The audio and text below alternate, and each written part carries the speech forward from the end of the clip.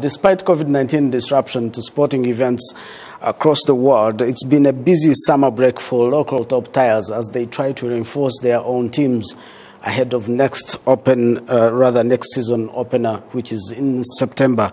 Now, joining me to talk more about transfers and what we should expect next season in terms of football is an ex-professional and coach, Jimmy Mulisa. Thank you so much for joining us, Coach Jimmy.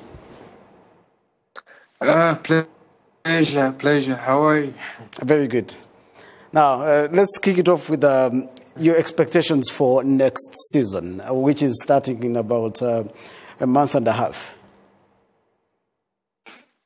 Expectations are high, but I have a belief this COVID, I think, has a impact of COVID is going to affect many teams. I mean, like if you see there are two teams which are busy in the market. You hear RPL, you hear Kiyovu, but I believe if all goes well, we could see a good tournament. But so far, I have a feeling it will be kind of difficult because if you see the problems affecting many teams, I mean, like the well-being of players, salaries, I think it will be difficult, but we'll see, because I see some teams are doing well on the market. RPL recruiting as usual, trying to pick the best talents from the country. See Kiyovu, so happy to see the transformation going on there. And happy to see Gasogi also trying to stretch their muscles as well. Do you think, there's been, apart from suspending the season, do you think the local teams have been so much affected by COVID-19? Yeah, because, it's not only in Rwanda, but you see there's been a lot of suspensions, delays of payment. And this is, I believe it's if your players are not happy, the well-being of the actors, definitely it will affect the performance. If the performance is not that good, it's also not good for the football as well, the football fans to watch the beautiful game. So we definitely will miss watching the beautiful game. Now, let me take you briefly let's talk RPL, your former club, which is also going to represent Rwanda in CAF Champions League. Looking at the new additions that we saw yesterday, Yannick and the rest of the team, what are your expectations? Do you think the RPL is well prepared to go up to the group stages of CAF Champions League as stated by the club management and the coach?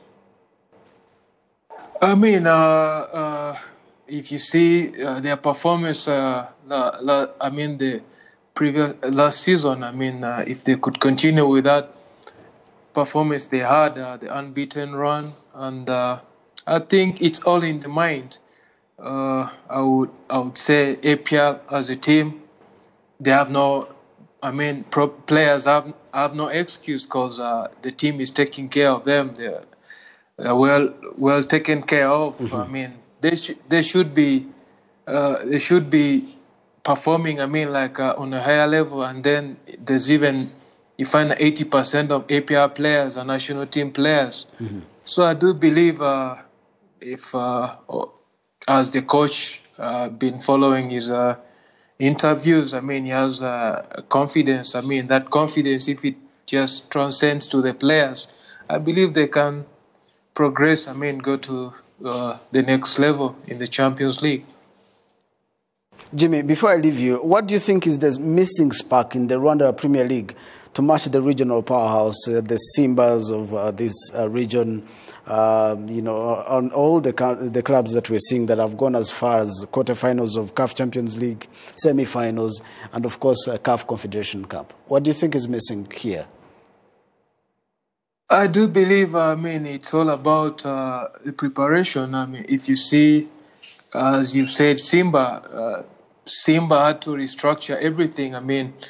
They had to, I think they just, after testing the Champions League, going to the group stages, they had to change their strategies. And if you see the strategies has worked, they look for the top talents around the region, and I think preparing the team well, having a good squad to compete with the best. I think it's all about the preparation and having that vision of feel like you just want to compete with the best and be able to go. Yeah. Jimmy Mulisa, the former APR, former Amavubi player, and the former coach of APR, of course. Thank you so much for joining us and for your insights as well.